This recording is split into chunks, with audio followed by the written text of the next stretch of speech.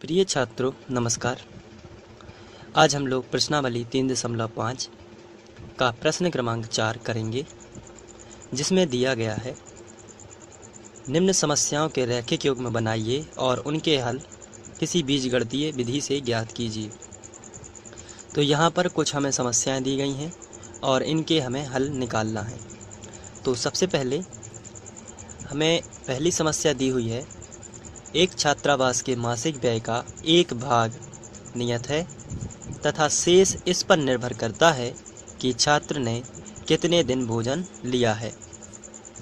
जब एक विद्यार्थी ए को जो 20 दिन भोजन करता है 1000 रुपये छात्रावास के व्यय के लिए अदा करने पड़ते हैं, जबकि एक विद्यार्थी बी को जो 26 दिन भोजन करता है छात्रावास के व्यय के लिए 1180 अदा करने पड़ते हैं। नियत व्यय और प्रतिदिन के भोजन का मूल्य ज्ञात कीजिए। तो सबसे पहले जब भी हमें कोई समस्या दी जाएगी तो आपको ध्यान रखना है, आपको जो उसका हल है वो सवाल के आखिरी हिस्से से स्टार्ट करना है। कहने का मतलब ये है, यहाँ पर हमें क्या क्या ज्ञात करना है वो देख लेते हैं। तो हमें नियत व्यय ज्ञात करना है और प्रतिदिन के भोजन का मूल्य ज्ञात करना है। तो प्रतिदिन के भोजन का ये अतिरिक्त मूल्य है और कुछ नियत व्यय भी है, तो वो भी हमें ज्ञात करना है। तो इसको थोड़ा सा समझ लेते हैं। जैसे हमें यदि किसी विद्यार्थी के रूप 1 दिन भोजन करने के लिए 2 दिन भोजन करने के लिए यदि उसमें बताया गया है, तो इसको सरल तरीके से समझने के लिए हम रफ का इस्तेमाल कर लेते हैं। यहाँ पर लिखा है एक विद्यार्थी ए को 20 दिन भोजन करना पड़ता है, यानी कि जो 20 दिन भोजन करता है तो 1000 रुपये उसे लगते हैं। तो यहाँ पर आपको ध्यान रखना है कि आपके क्वेश्चन में लिखा है मासिक व्यय का एक भाग नियत है, तो और वही हमें नियत भाग यहाँ पर निकालना है। और इसके बाद अतिरिक्त व्यय भी है जो प्रतिदिन के भोजन पर लगता है, वो भी हमें ज्ञात करना है। तो हम नियत व्यय को x मान लेते हैं और प्रतिदिन के भोजन के लिए y मान लेते हैं। तो चलिए हम इसको इतना लिख लेते हैं और ये हमें पता कहाँ से चलता है, क्वेश्चन के आखिरी हिस्से से। तो नियत व्यय जो है उसको आपको x मान लेना है। जो नियत व्यय का मतलब निश्चित उतना खर्चा तो आएगा ही, साथ में प्रतिदिन के भोजन के साथ कुछ पैसे और भी लगेंगे, तो वो कहलाता है नियत व्यय। तो हम यहाँ पर लिखेंगे, तो हम यहाँ पर नियत व्यय x मान लेते हैं और अतिरिक्त व्यय y मान लेते हैं। अब हमारे क्वेश्चन में दिया गया है कि छात्रावास के मासिक व्यय का एक भाग नियत है तथा शेष इस दिन पर इस बात पर निर्भर करता है कि छात्र ने कितने दिन भोजन लिया। तो यहाँ पर जो मासिक व्यय है ये तो निश्चित है, मासिक व्यय का एक भाग निश्चित है और निश्चित हम लोगों ने क्या माना है x। तो ये जो निश्चित भाग है वो x है और शेष इस बात पर निर्भर करता है कि छात्र ने कितने दिन भोजन लिया। जैसे यदि छात्र ने 1 दिन भोजन लिया होता तो x तो नियत ही रहता, लेकिन छात्र ने 1 दिन भोजन लिया है इसलिए x प्लस क्या हो जाता y। यदि छात्र 2 दिन भोजन लेता तो x तो नियत ही रहता, लेकिन 2 दिन के भोजन के लिए हम यहाँ पर 2y कर देते। यदि छात्र 50 दिन भोजन लेता तो x तो नियत रहता, लेकिन y की जगह पर हम 50y लिखते, क्योंकि शेष जो है वो हमने क्या माना हुआ है y, और शेष इस पर निर्भर करता है कि छात्र ने कितने दिन भोजन लिया। यदि छात्र ने 50 दिन भोजन लिया तो 50y रहेगा, यदि छात्र ने 2 दिन भोजन लिया तो 2y रहेगा।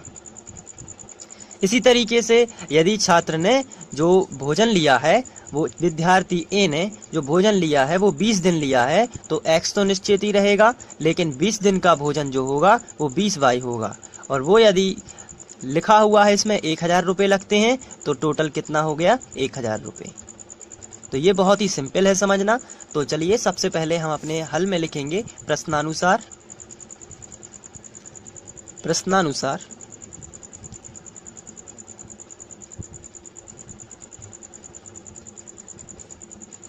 अब हम प्रश्न पढ़ेंगे। प्रश्न में हमें शर्तें दी हुई हैं।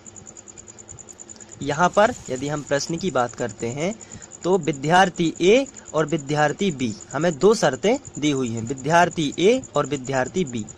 विद्यार्थी ए के लिए हम लिखेंगे फर्स्ट शर्त और विद्यार्थी बी के लिए हम लिखेंगे सेकंड शर्त। तो चलिए लिख लेते हैं, हम यहाँ पर लिख लेते हैं फर्स्ट शर्त से। पहली शर्त जो है वो है विद्यार्थी ए के लिए कितने दिन भोजन करता है, 20 दिन। तो कितने रुपए बनते हैं, 1000 रुपये। आपको ध्यान से देखना है, यहाँ जो है 20 दिन भोजन करने के 1000 रुपये मिलते हैं।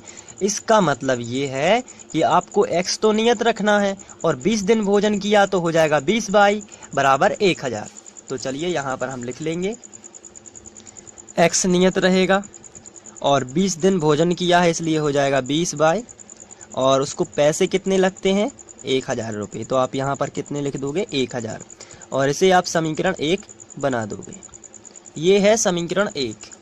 इसके बाद हमारे क्वेश्चन में है विद्यार्थी बी, और विद्यार्थी बी के लिए हम सेकंड शर्त लगाएंगे। आपको ध्यान रखना है विद्यार्थी बी के लिए हम लोग सेकंड शर्त का इस्तेमाल कर रहे हैं। तो हम यहाँ पर सेकंड शर्त लिख देंगे,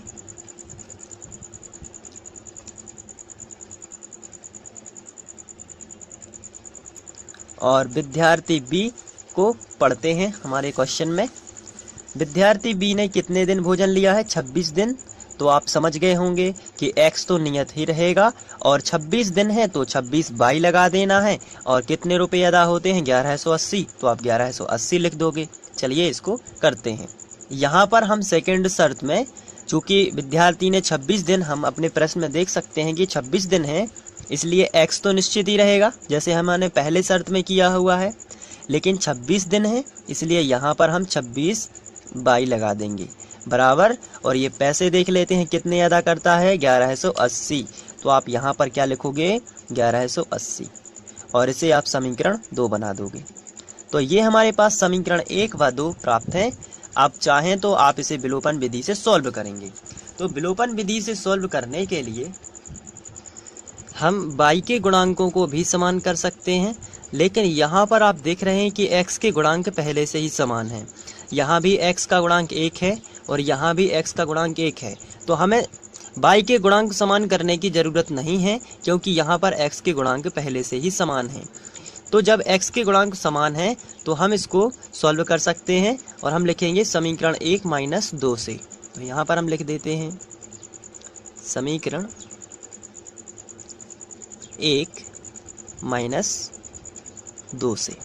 तो जब हम समीकरण 1 में से 2 घटाएंगे तो सबसे पहले हम समीकरण 1 लिख लेते हैं और उसके नीचे समीकरण 2 लिख लेंगे। तो ये मैंने समीकरण 1 और समीकरण 2 लिख लिए हैं। अब इनको हम घटाएंगे तो यहाँ पर देखना, समान चिन्हों में हम लोग घटाते हैं और असमान चिन्हों में हम लोग जोड़ते हैं। तो यहाँ पर आप देख रहे हैं कि यहाँ पर इसका भी प्लस चिन्ह है और इसका भी प्लस चिन्ह है। तो ये तो हो जाते हैं समान चिन्ह, और समान चिन्हों में हम क्या करते हैं, यहाँ पर लिखेंगे घटाने पर। और जब हम घटाएंगे तो यहाँ पर माइनस का चिन्ह लगाएंगे, और घटाने की प्रोसेस होती है नीचे वाले सभी पदों के जो चिन्ह हैं वो बदल जाते हैं। जैसे ये धन का है तो इसको हम बदल के क्या कर देंगे, ऋण का। ये धन का पहले से ही लगा है तो ये बदल के क्या हो जाएगा, ऋण का। और ये धन का है तो ये भी क्या हो जाएगा, ऋण का। इसके बाद हम नीचे एक लाइन खींच लेंगे, और लाइन खींचने के बाद हम यहाँ पर इसको कट कर देंगे। प्लस माइनस का x कैंसिल हो जाएगा। ये प्लस का 20 बाई है और ये माइनस का 26 बाई है। तो यहाँ पर माइनस का 6 बाई हमें मिल जाएगा बराबर। यहाँ पर प्लस का 1000 है और माइनस का 1180 है, तो माइनस का 180 हमें मिल जाएगा। आपको बड़ी संख्या में से छोटी संख्या घटा देनी है। इसके बाद दोनों तरफ से माइनस और माइनस कैंसिल हो जाएगा, तो हमें मिलेगा 6 बाई बराबर 180। गुणा वाली संख्या बटे में चली जाएगी तो पक्षांतर होगा, यानी बटे में आएगी। तो 180, और ये 180 पहले से लिखे थे और 6 गुणा में है तो ये बटे में नीचे आ जाएगी। तो 6 का भाग चला जाएगा इसमें, तो 6 तिया 18 है, ये 3 बार गया और 0 ज्यों का त्यों। तो जो बाई का मान है वो हमें मिलेगा 30। अब ये जो बाई का मान है इसे हम समीकरण 1 में रखेंगे। तो हम आगे लिखेंगे बाई का मान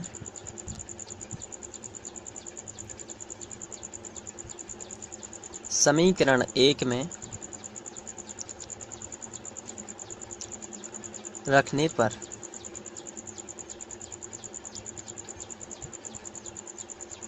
तो सबसे पहले मैं आपको देखने के लिए समीकरण 1 यहाँ पर लिख दूंगा, जो कि है x प्लस 20y बराबर 1000। अब यहाँ पर y का मान 30 है, तो आप यहाँ पर रख देंगे। तो चलिए रखते हैं,